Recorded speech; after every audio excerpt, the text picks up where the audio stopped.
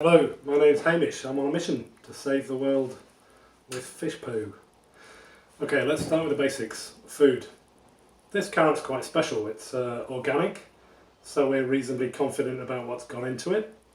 It was delivered to me in a cardboard box, so there's not much chance of plastic residue on the outside. And it was grown fairly locally, so there wasn't much energy used or pollution created in transporting it.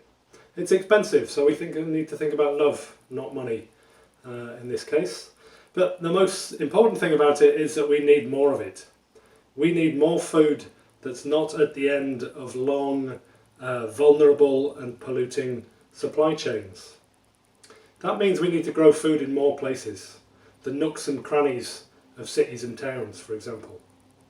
So what's our best technology for growing food in unusual places? Well, if you ask a teenager, they'll probably know about a technology called hydroponics, though it's not usually food they're growing in the attic. Hydroponics is great. We can grow food fast, we can do it all year round, we don't need soil to do it in. But it's dependent on this stuff, fertilizers. And fertilizers are an increasingly scarce and unsustainable resource. Hydroponics also often wastes water. So how about we replace the fertilizers with something cleaner, something more sustainable? Why don't we use natural organic matter, natural organic material? Well, that's what aquaponics does. In aquaponics, we grow fish and vegetables in the same closed loop. The fish produce ammonia, which is translated into nitrates by beneficial bacteria. The plants suck the nitrates out of the water, and the clean water goes back to the fish. We get an intensive growing method without fertilizers, there's less need for pesticides, and we don't waste water. There's no soil involved, no weeds, no ground level work. We can grow year round in all sorts of spaces, and we also produce high quality fish protein into the bargain. What's the catch? It's still expensive, it's still complex. So we're trying to solve that in two ways. First, we attack the complexity using the wisdom of the crowd. We put a cheap little Internet of Things device like this on the aquaponics system. We use a citizen science approach to collect up data about temperature, light levels, pH and so on from lots of different systems. And we connect the dots in a virtual community of growers to figure out what works in what conditions. So we can say it's winter in Sheffield, you better grow sorrel, for example.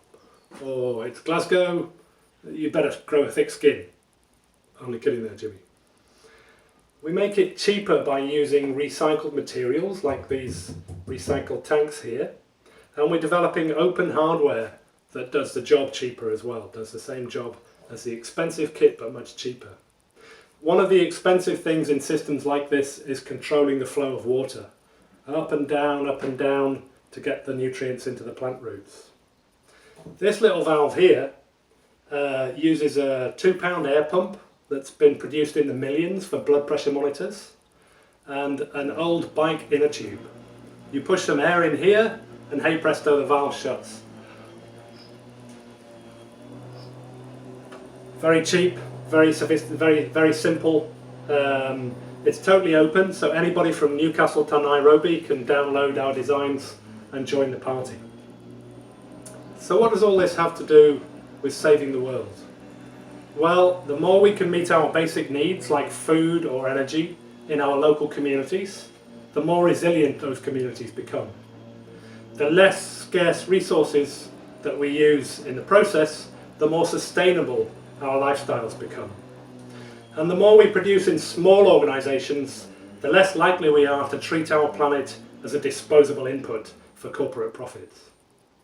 It's often said that the law of evolution is that the strongest survive. Well, we should remember that we're a social species, and the strongest in our species are those who are most social, and we need to grow more social to survive. So get with the fish poo, folks, and let's save the world together.